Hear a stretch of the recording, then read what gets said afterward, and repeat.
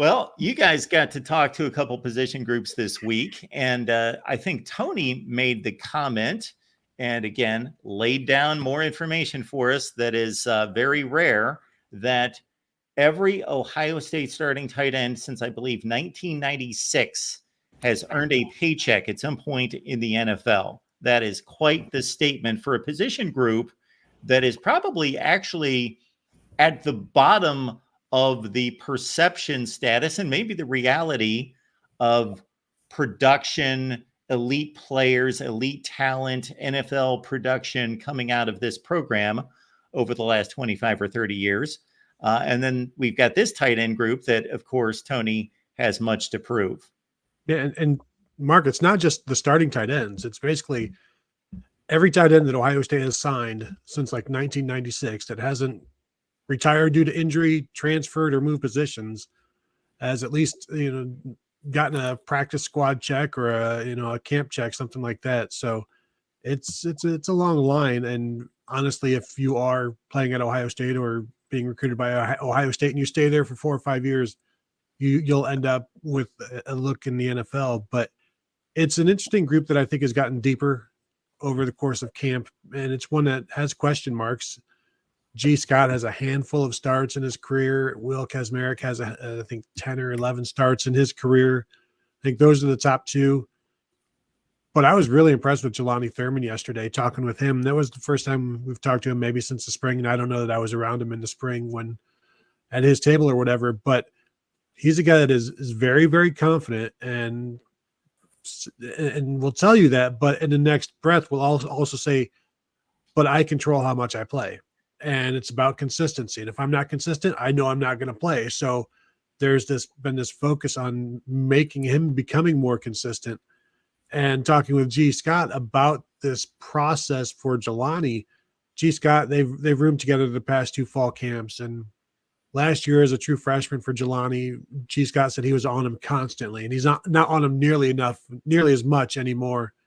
And Jelani Thurman was asked, was it annoying last year? And he's like, well, I don't want to say it was annoying, but you could tell it was pretty annoying, but it came from a very good place, and it has resulted well for everybody involved. So, those 3 guys I think will comprise the top 3, but then you also have Patrick Gerd, who is going to be somewhere involved as an H-back type, fullback type. So I think they've gotten deeper than they were at the end of spring. Yeah, I was also in on the Thurman interview, and I just wrote it and posted it on our site with the video. If you're an Ohio State fan, you really need to go watch that video. That's probably on all the sites. But, it was about 13 minutes. He got loose and was really entertaining, I thought. He's made a point every time they've had an interview day, he comes and sits in the crowd and listens to what a lot of the other guys are saying. And when it was done, Stephen Means from the Cleveland Plain Dealer, Cleveland.com said, you're very comfortable doing this. And about 4 of us said, yeah, because he sat in on everybody else's interviews to know what you're supposed to say. But he said all the right things about how tight end is a developmental position at Ohio State, and you never stop learning and developing because there are so many traits involved with it in terms of route running, catching, blocking, everything else that goes into that position, that you can always learn a new trait, it feels like, at that position, and make yourself even more indispensable to the group. So, when I look at it, he was very impressive yesterday. We got to talk, some to G. Scott. He continues to be an impressive person. He kind of got back into some of his background and how he's become somewhat of a spiritual leader, I guess, for players on this team, and really a positive impact and a good force in a lot of people's lives. And I think that's a good story as well. Keenan Bailey talking about the tight end group as the coach, Matt Guerreri talking about the safeties group as their coach, Caleb Downs, Lathan Ransom, Malik Hartford, probably the first safety off the bench, was also there. So, a lot of good insights yesterday. And we're kind of sifting through these one interview at a time to get them all out there on our site, no doubt. I did like talking with Jelani Thurman, I asked him what's it like playing a developmental position, but having to do that development against Ohio State's defense. You know, what happens when you have a bad day? And he said, there are no bad days, only lessons. And I think that's a very mature answer for a sophomore who Ryan Day, just go back and look at the different times that Ryan Day has talked about Jelani Thurman in camp. The first time was just like, he needs to be more consistent. He's got so much potential. It's just, it's not happening in terms of the consistency that we need it. And then you hear him talk last week and it's like, it's not a 180. It's just, you can hear the positivity in Day's voice. Like you're seeing more and more, and we need him this year. And I love being around him. I love his energy. And you just kind of see the growth of the answers that people are giving about him. You know, he must be doing pretty well in camp.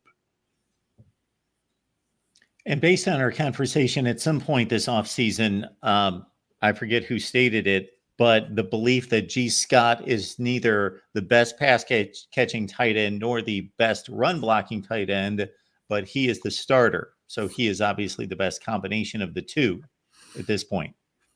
That's what it seems like to me. I think we're going to get into these games and we're going to find out a lot about these players and what they can and can't do. And I think the ones that have shown consistency and can do a lot of these things that they ask are the ones that are going to get to play the most. So, yeah, that's kind of how I envision it, that, this is the starting point, and we'll see how it all grows and develops going forward. College football is even more exciting with some action on the line. And the games are even better when you're cashing in. And the Voice of College Football is the place to be to get the greatest value. Let's start with my picks. 75% against the money line, 58% against the spread. I've got a 40-year track record. In fact, in 2023, at $100 played per game, you would have netted over $9,300. And guess what? I'm just the warm-up act. Steve Merrill, our ace in the hole, show stopper from Wager Talk. 6 years with the Voice of College Football, over 30 years in the industry. Steve gives us analysis on all the big games, but you can't miss Steve's weekly under-the-radar pick, which went 21-5 against the spread the last 2 seasons. I repeat, 21-5 against the spread. You also get picks from some of our top analysts here at the Voice of College Football, including Steve Dace and Matt Zemek. Become a YouTube channel member or Patreon member for just $99 per month. Go to the main channel on YouTube, click join, and select the betting tier. Do the same thing on Patreon. Make 2024 a winner now.